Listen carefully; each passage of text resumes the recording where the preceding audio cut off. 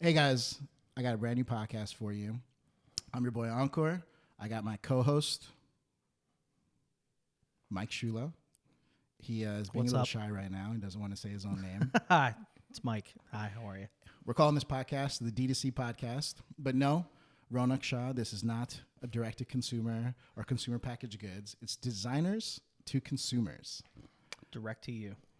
And we're shooting this in Jersey City. My buddy Mike flew in, which I'm super stoked about. Easy flight, man. We're going to fly you in once a week for the next 10 weeks. As long as you can get that approved by my CEO at my house. Yeah. I got one of those now, too. Do you? Yeah, did you hear about that? Yeah, congratulations, man. It's kind of cool. That is awesome. So, designer to consumer podcast. We got to talk about graphic design. Yes. So, how long have you been graphic designing? Oh, God. Well, I think I started back in the 1700s. Oh, my God. Yeah. Did they have Macs back then? Well, no, I used to chisel into slate with Ben Franklin. I know that they were on paper, but I was old school. I bet your supplement facts were, like, perfect. Yeah. I used a lot of old tools, things. Oh, this is stupid. No, I've been doing it for about 20 years. 20 years? Yeah, just about. I think I stole my first copy of Photoshop in 98. Right? Oh like my a pirated, a download. Yes. I think I used Mirc, M-I-R-C, to get it, right? My copy. I mean, by that point, you were married with 2 kids in 98? Yeah. Yes. No, 1998. No, I wasn't married yet. No, but I was stealing Photoshop, that's for sure. I was stealing Illustrator, Photoshop. I remember it was like CS2. No, I got CS1. Yeah, well, I bought that one like an idiot. Actually, I think it was like Photoshop 96 that I got, right? Because back then it was by year. I didn't buy anything again until they came. It's a long story, but like I got a copy from. When did you start buying Adobe products? When they went subscription. Oh, that's when. Yeah, because it was like $2,000 a year. Why would you ever do that? I mean, they expected companies to pick up the tab back. Well, then. sure, and they did. That was smart, great, whatever. But like, I loved how it was like it was $249 for students, and then like $1 million. Yeah, right. And I wasn't a student, right? So I was like, oh yeah, cool, yeah. Because I have $2,000 when I'm 21 years old. I was spending my money on beer. Yeah, I understand that. Yeah. I think I was too in 98. Don't tell my mom or my dad, but I'm pretty sure our money was going to the same place. Yeah, for sure. But you know what? I think the best place to start is grading designers, and understanding of who they are. But we've come across so many designers in our career paths. I want to know, how do you determine when a designer is great? Right? Because there's really no question about it. I think you're the best illustrator designer I've ever met in my entire life. Oh, thanks. And I think I'm the Photoshop god. You are a Photoshop guy. And no, not guy, god. Oh, God. Yeah, G-O-D. See, I'm getting old, so my hearing. I get it, man. Yeah. But no, I think when it comes to Photoshop, there's some stuff that I could do that I haven't really seen many other people be able to do. Unless you're from Poland and you charge $5 an hour and you're undercutting everyone on Envato. But everyone else, I think and those guys are out there. I think that we're great designers. I know who you are. And my question is, how do you tell when someone else is a great designer? What's your perspective on that? Well, I can tell you what I did when I was hiring, when I was in a creative director role. Well, I needed to hire a few, and we were a manufacturer, so it was like always crunch time. It was like we need to get checks in the door all the time. So I needed to find some people that could work under the gun. So I just obviously put an ad out, and I just went through resumes when they came. What did the ad say? Honestly, dude. Need someone to perform in terrible conditions, overworked hours, bosses that will maybe call you 5 a.m. in the morning, or I think it was, you will hate me, but this place is cool. Call now.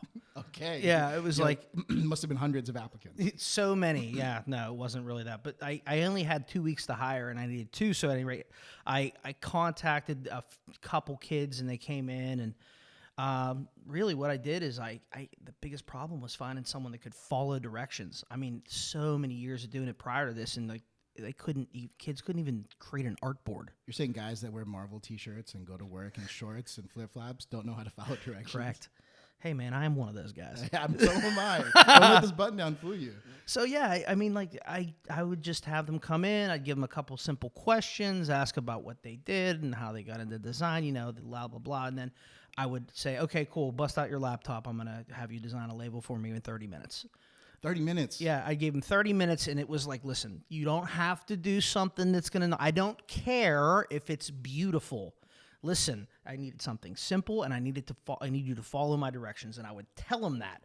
Can I tell how many people couldn't just? I'm like, you designed a label for this bottle that I gave you the size of, and it's on an 8.5 and 11 sheet paper. Like, dude, that's wild. This isn't how this works. Thanks. Try again.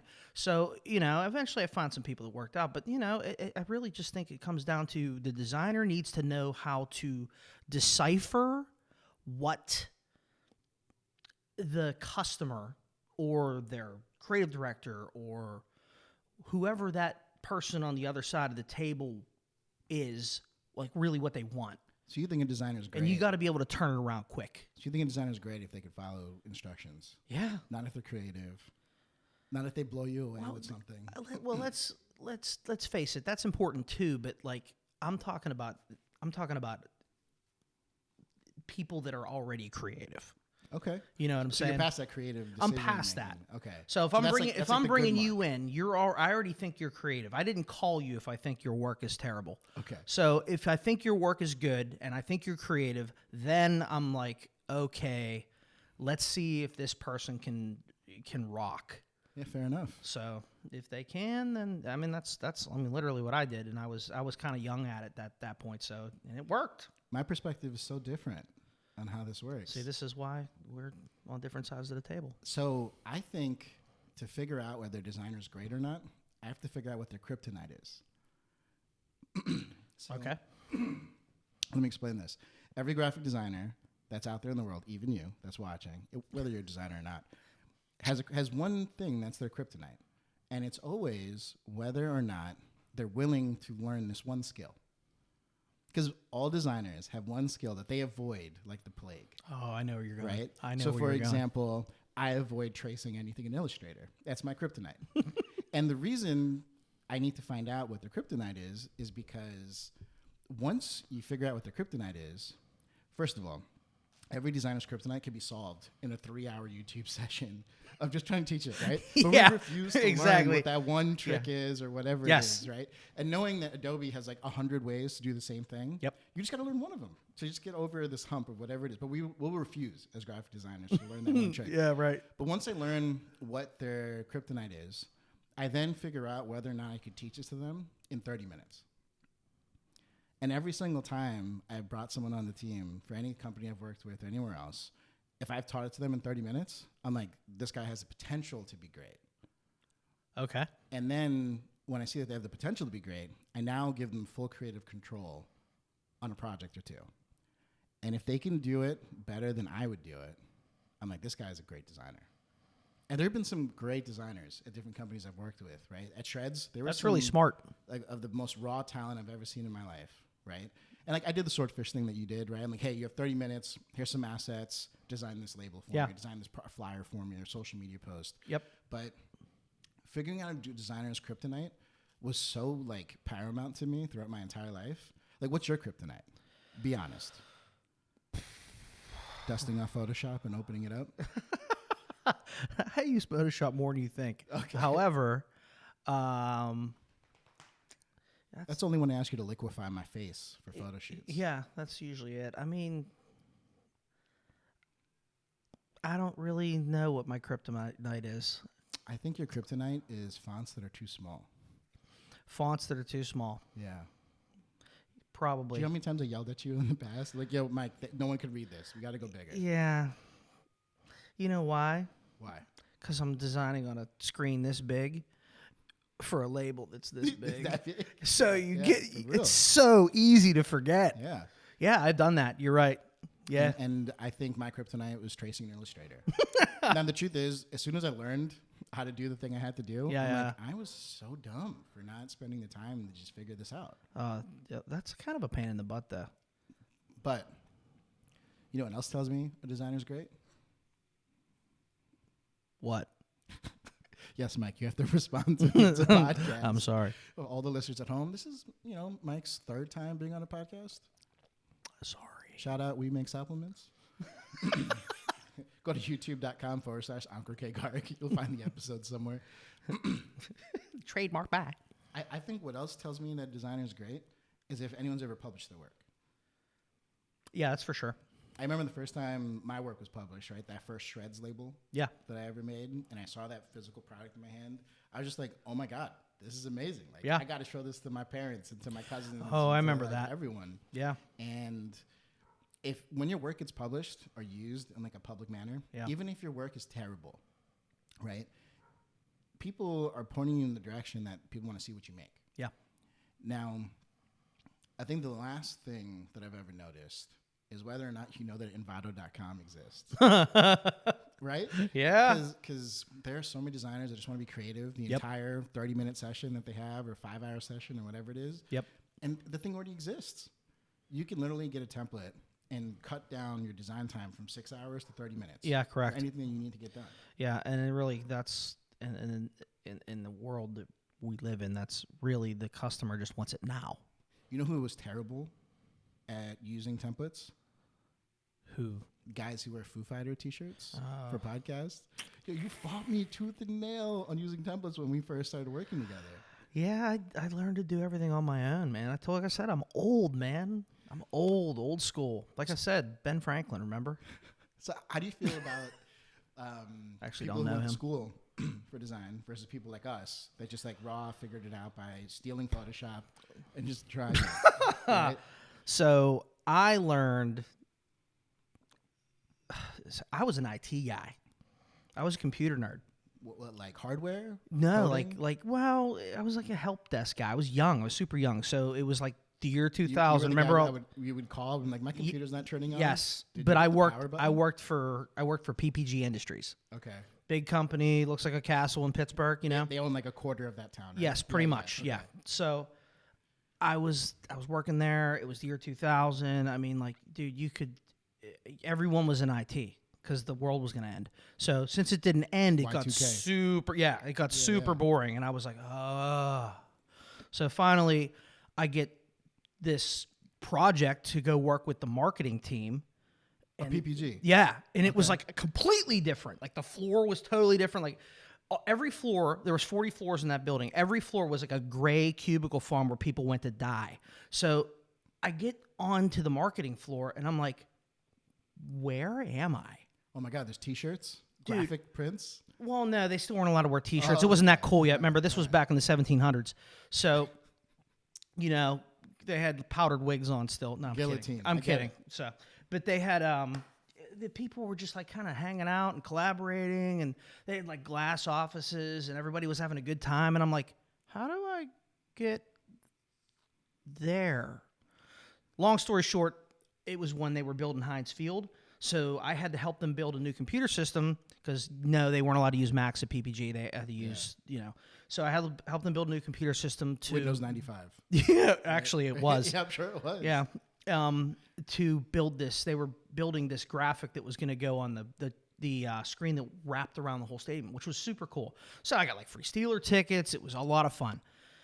At any rate, to answer your question, I got really interested. And I was like, I'm done with IT. I'm going to do this. So I had to learn on my own how to use Photoshop and Illustrator. I did a lot of Illustrator there.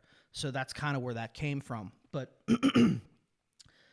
it was kind of cool to like tear it apart and build it from the ground up. Yeah. And then I was just being a starving artist for a while, learning on my own. And then I ended up working at a supplement company, and the rest is history.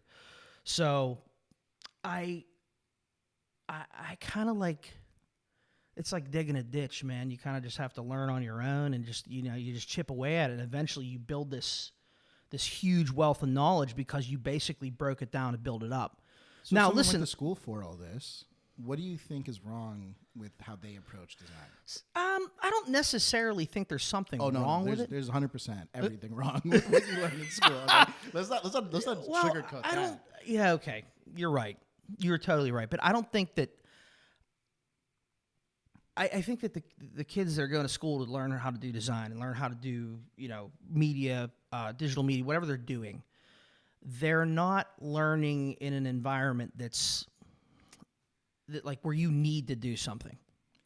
So does that make sense? Need to do something. We're like, we need this right now. It's just like, here's your project, and these are your parameters, and this is what you have to do. So you're staying in this little box, to learn this one thing, where that's never the case. I think graphic design school teaches you quality control because someone is checking whether or not your layers are labeled properly, whether you have masks, or whether you did it through like some cheat code in Photoshop or Illustrator, right? And I feel there's that. It's that quality control aspect that makes you not good for work environment as a designer. Okay, because no one cares how we do it. No, at all, right? No, they just want it now. Can you imagine a client be like, I want to see your layers. I want to make sure that you have the right masks and that, whatever. Now, there's memes about that, No way. Yeah, they are. Is this the one where the designer is clicking the mouse, but then the client is like controlling the designer's hand? That's another one, but I'm talking about the layers meme. Oh, yeah. One goes to heaven and the other one. Yeah. I think that quality control mindset for a person who goes to school, it's not applicable in the real world. And unlearning that is painful because they tell you all the shortcuts are the wrong way to do it. Yeah. Over the years, I can't tell you how many times I've had kids come in as interns or they're hired, and I'm like, oh, cool. Now I get to spend the next 3 months unteaching them everything they learned for the past 4 years so they can do it the right, or not necessarily the right way, but find their own way to do it that's actually applicable, like you said, in the real world. All right, so we wanted to talk about how to determine whether a designer was great, but I think there's probably people listening to us that follow us because we're graphic designers, or they're future, old, present clients of ours, or whatever we want to call them, right? We love you, hate you, whatever. You get the point. Yeah. Shout out to actually, I'm not going to say anything. That was like a beep moment. But if anyone at home wants to find out whether they're a good designer or has questions about graphic design, I think they should email us. Yeah, so sure. They can talk to us about it. Yeah, for sure. You cool with using your AKG Creative email? Yeah, for sure. So if you want to talk to Mike, hit up Mike at akgcreative.com. If you want to talk to me, hit me up at Ankur at akgcreative.com. We'll be happy to look at portfolios. We'll be happy to rip your stuff apart. Right, Mike? Oh, yeah. Like, this is terrible. This sucks. You could do better, bro. Well, start over. That's how you get better. If you want the swordfish situation, we'll give you 30 minutes. I'll call one of the old models I used to work with. We'll make it happen, right? Yeah. And you just let us know. Hit us up with any questions that you have about graphic design, and we'll catch you guys in episode 2. See ya.